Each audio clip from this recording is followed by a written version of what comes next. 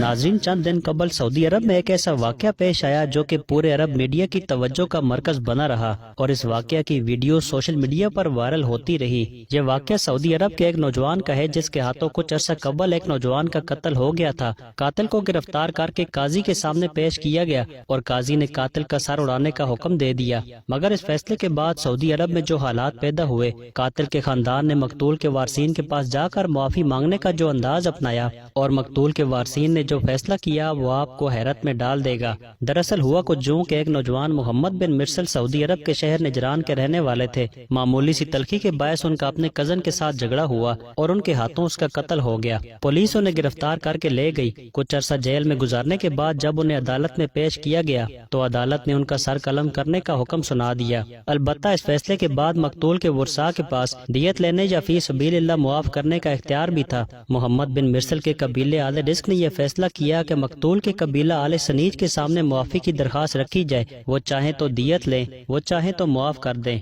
ये मुआफी मांगने का जो अंदाज था ये इतना मुनफरिद था, ये इतनी आजी और फरियाद लिए था कि पूरे अरब मीडिया का ये मौजू बन गया। मोहम्मद बिन मिर्सल के कबीले के छोटे बड़े बुजुर्ग बच्चे सब मकतूल के दरवाजे पर पहुंच गए। मकतूल के वर्सा को बुलाया गया। उनके सामने कबीले के सरदारों ने अपने लंबे जुब्बे उतार कर मकतूल के वर्सा के कदमों में रखे। इज्जत और फख्र समझी जाने वाली चीजें और अशिया मकतूल की चौखट में रख दी। अपनी चादरों से अपनी टांगों को बांधकर जमीन पर लेट गए और अपने सरों पर मट्टी डालने लग पड़े कि हम कुछ भी नहीं, हमें मुआफी दी जाए। मुआफी मांगने के इस अंदाज को देखकर पूरा सऊदी अरब बोल पड़ा कि मुआफ किया जाना चाहिए। शरीयत ने दियत और मुआफी का ऑप्शन भी तो रखा है, लेकिन मकतूल के वर्सा ने ना तो मुआफ किया और ना दियत पर राजी हुए। और चंद दिन पहले 20 सितंबर को नौजवान मोहम्मद बिन मिर्सल की गर्दन कसास में उड़ा दी गई। ये पहला कातिल था जिसके लिए पूरे अरब में मगफरत के लिए दुआएं की जा रही हैं और लोग हमदर्दी का इजहार कर रहे हैं। लेकिन दूसरी तरफ कानून अपनी जगह कितना मजबूत है कि इतना सब कुछ होने के बावजूद भी कानून नाफिज हुआ।